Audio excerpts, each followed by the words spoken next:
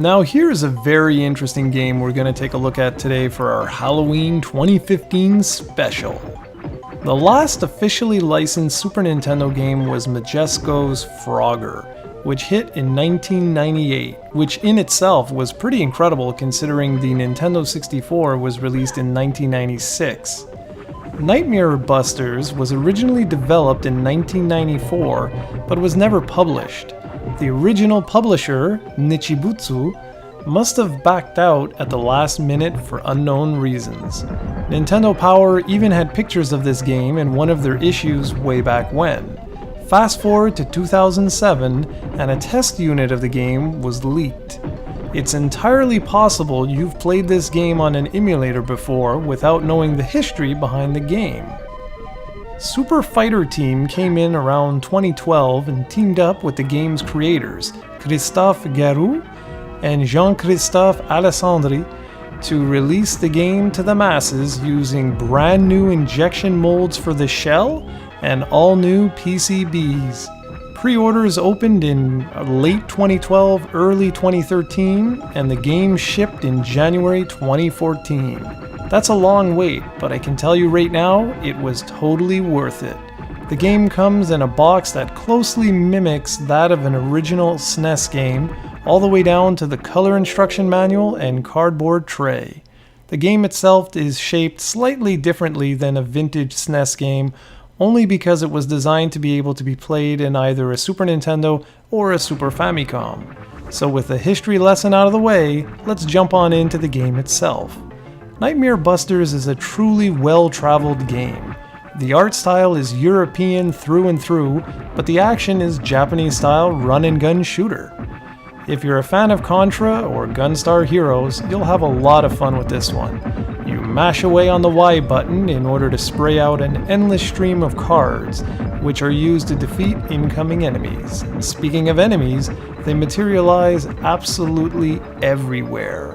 This is a balls-to-the-wall hard game. Much like the 8-bit generation, blink and you're dead. Thankfully, there's a cheat code which allows you the option of rapid fire and a stage select.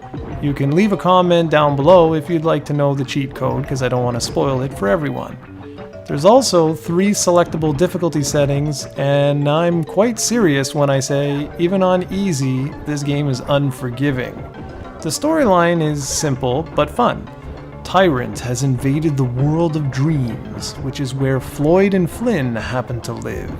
Tyrant wants to terrorize children's dreams, and only the 2 mighty leprechauns can stop him. Yeah, it's simple, but it gives context to the game.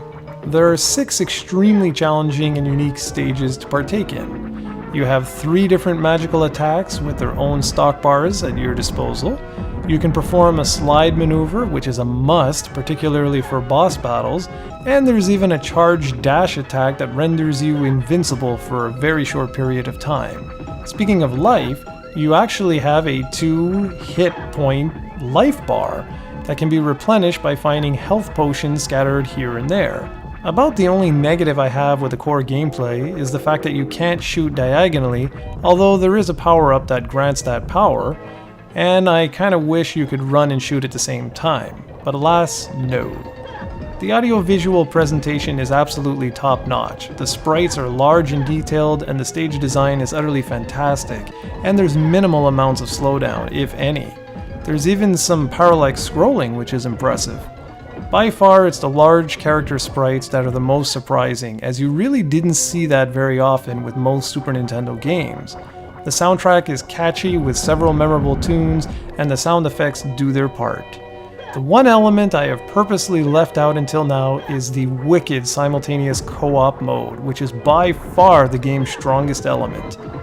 Overall, Nightmare Busters is a little light on content, but the extreme difficulty and the co-op mode make this a must-own Super Nintendo game. You can't imagine my friends' faces when they came over to my place and heard I had a brand new Super Nintendo game that went unreleased for some 20 years. They grabbed the controllers and had a blast, and I think you will too.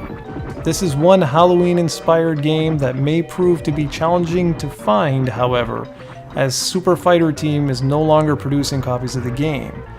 If you can track down a copy somewhere, I highly recommend you give this one a try. It's surprisingly challenging and frighteningly enjoyable.